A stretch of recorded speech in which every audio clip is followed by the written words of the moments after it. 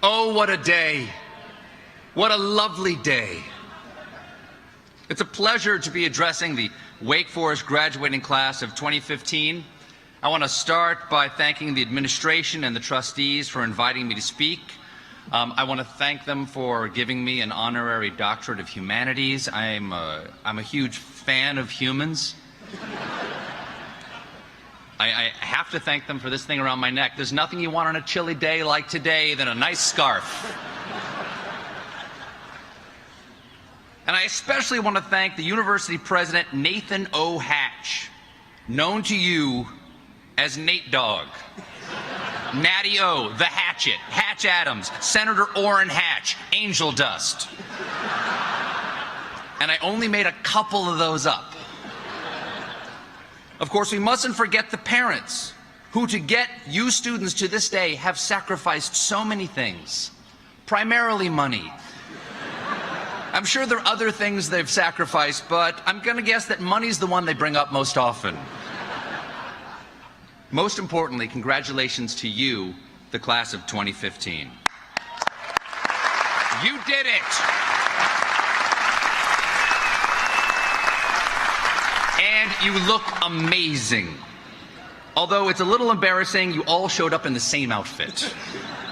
Really, I mean, even all the accessories are the same. Everyone has a black and gold tassel.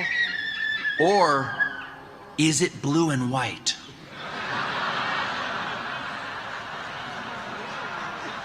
Grandparents, just know this was the issue that divided a generation. You had the Vietnam War. Your grandchildren had an ambiguously colored Tumblr post. I'm so proud to be your commencement speaker today, because I know that I am following in some impressive footsteps. Last year, you heard from New York Times executive editor Jill Abramson, who unfortunately lost her job just 5 days before her speech. Is there something you know about my new job that I don't? Please, just tell me. I really need that money. I have kids in college. Of course, for you grads, the future is a dark chasm of yawning uncertainty. But don't worry. You don't have to face the future for like 2 hours. First brunch, then yawning uncertainty. But for now, you are still nestled in the beautiful, comforting bosom of Wake Forest. You know, there's an interesting story about how this institution came to be. The father of Wake Forest, Samuel Waite, was trying to raise money for a different school, but during his travels, his horse ran off, and he became stranded nearby. So the locals asked him to lead their new university. It was a simpler time. Back then, they just handed out universities to whoever's horse had run off most recently. This man has no control over his animals. Surely he has something to teach us all. Of course, Wake Forest, or WACFO, as I've been asked by Provost Kirsch not to call it, wasn't always the purely academic institution it is today. It was founded as the seductively named Wake Forest Manual Labor Institute.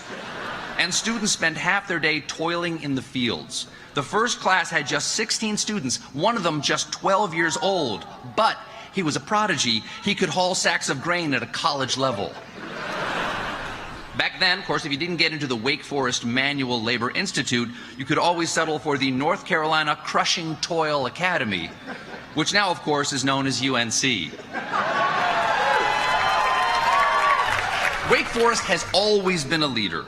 In the late 19th century, this was among the first Southern schools to teach biology in a lab. Before then, you weren't supposed to learn biology until marriage. In 1962, Wake Forest had the proud distinction of being the South's first major private school to integrate. And yes, they've kept it up. All right. Good.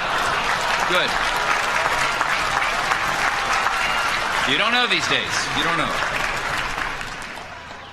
Even now, Wake Forest is a trailblazer. You are America's first top 30 school to make standardized testing optional. The implications are huge. Consider this. In a group of 30 applicants, where 15 took the SATs, 10 took the ACTs, and 5 took no test. Calculate the ratio between actually, forget it. Y'all didn't have to know any of that stuff. Still, while Wake has been a trailblazer, this is a school that respects tradition. Traditions like rolling the quad with toilet paper after big wins. And this is actually an eco-friendly tradition because, looking at this season's win-loss record, you guys saved a lot of paper.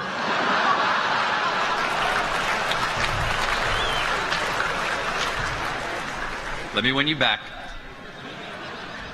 Duke sucks.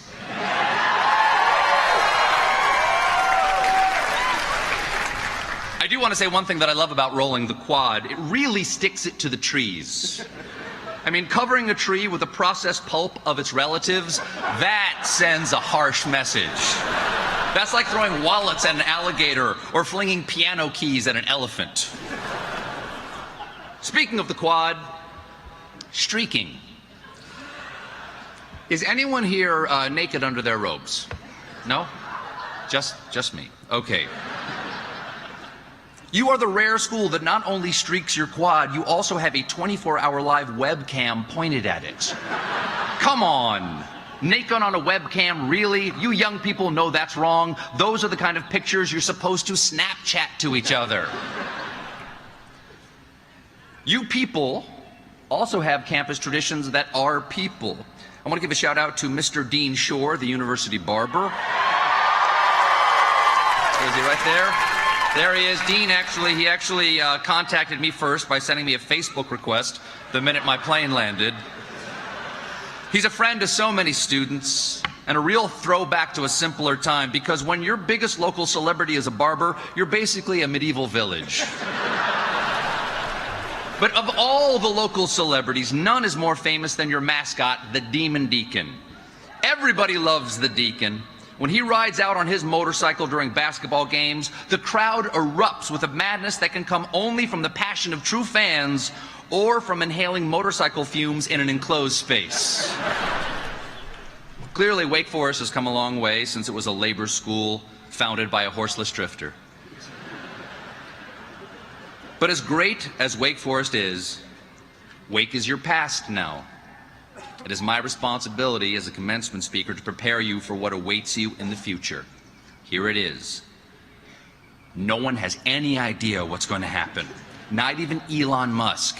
That's why he's building those rockets. He wants a plan B on another world.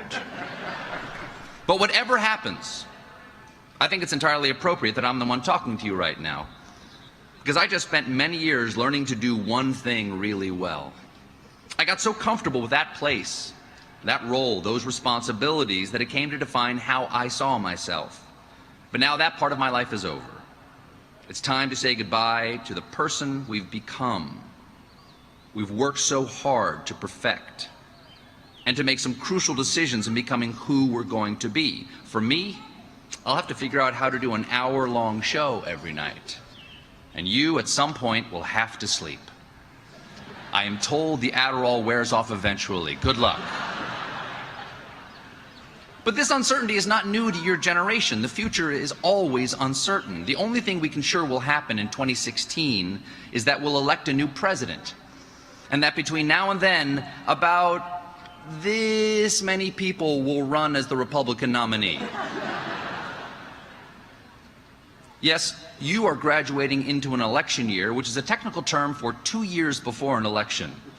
A lot of candidates will be vying for your attention, and you will perform the ultimate civic duty, deciding for whom you will swipe left and for whom you will swipe right.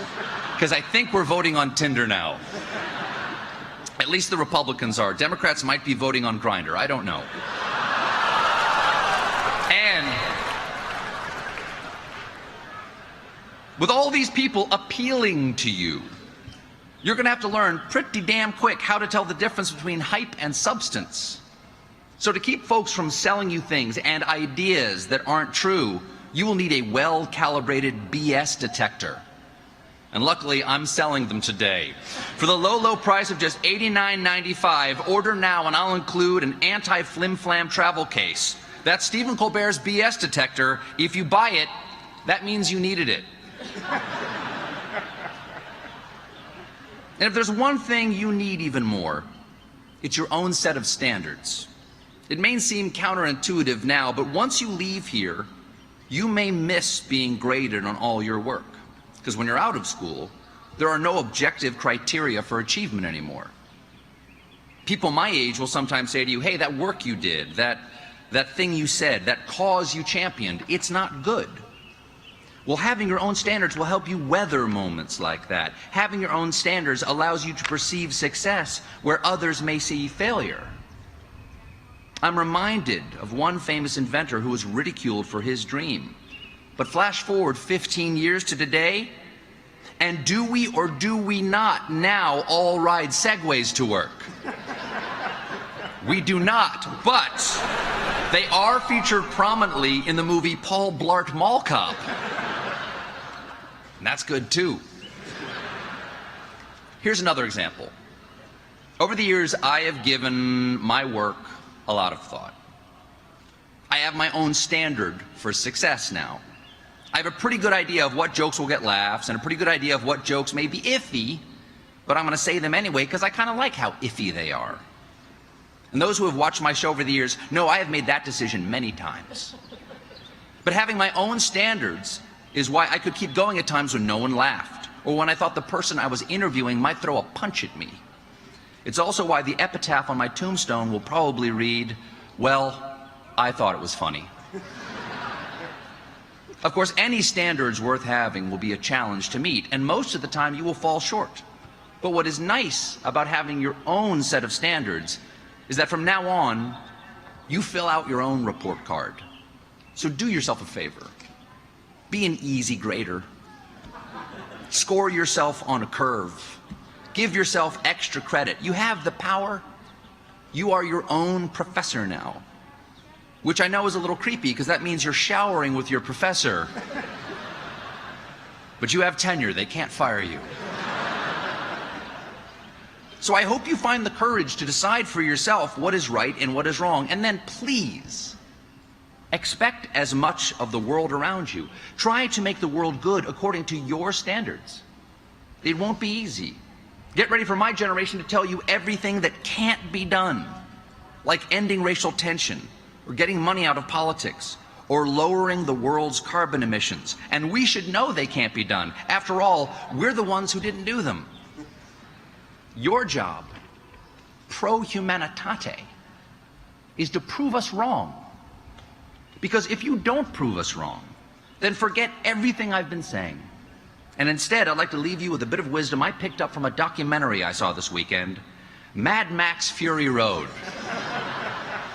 All you young people really need to succeed in the future is a reliable source of fuel and a fanatical cadre of psychopathic motorcycle killers.